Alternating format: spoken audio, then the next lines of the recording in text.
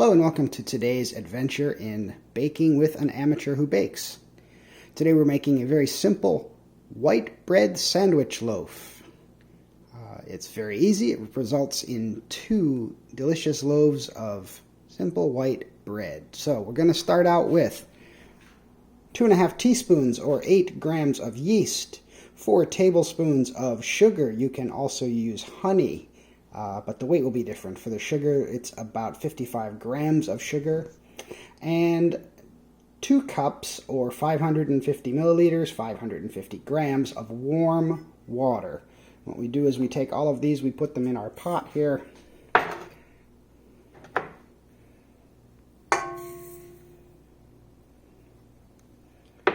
And where's my cup? There's my cup.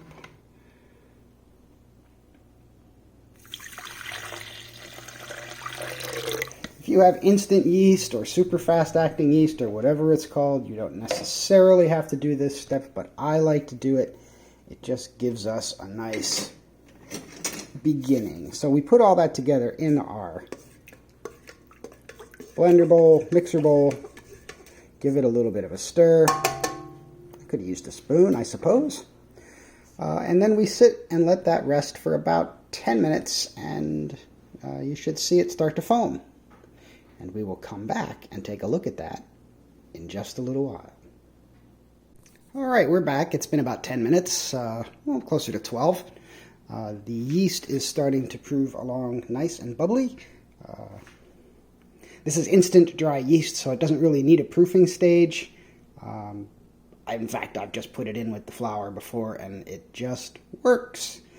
But I put the step in there just in case that's not the kind of yeast you have. What I'm going to do now is add the rest of our ingredients. I have here 5 cups, or 700 grams, which I just weighed, of generic all-purpose flour. Into that flour, I have already stirred 2 teaspoons, or about 12 grams, of plain old table salt. 2 teaspoons of plain old table salt. And here I have 1/4 cup, or approximately 60 milliliters, of generic vegetable oil. Please do not use olive oil. Vegetable oil, cooking oil, whatever it's called, you just want a nice, simple oil. I'm going to add the oil. Oh, I spilled a little bit, but that's okay. And then we're going to put the dough hook onto our KitchenAid, close it down.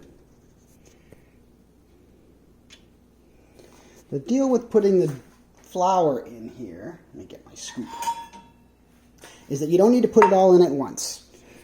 If you end up not needing all of it, that's great. You just want to put in enough to make sure you've got a lovely dough. Remember, kneading with a KitchenAid, we only want level 2 at the most. So let's add in our flour as we go.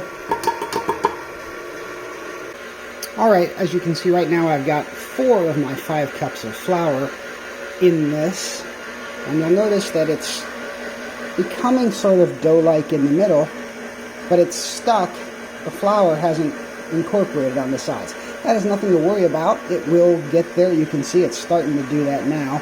But if you want to help it along, you can take a little rubber spatula and just swoop it in.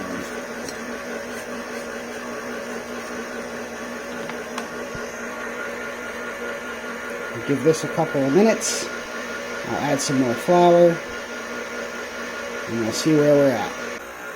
Alright, I have put all 5 cups of flour in there. I've used my little rubber scraper to make sure it's all getting mooshed around in there with the mixer.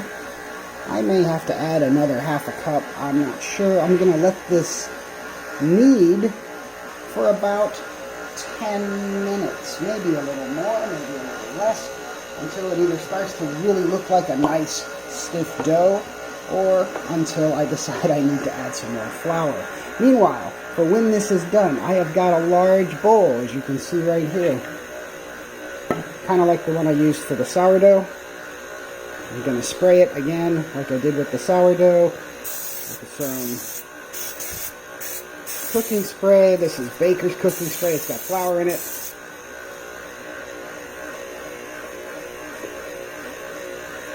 We'll let that wait until it's time for this to go into it. And I'm going to let this go for about 10 minutes and we'll come back then.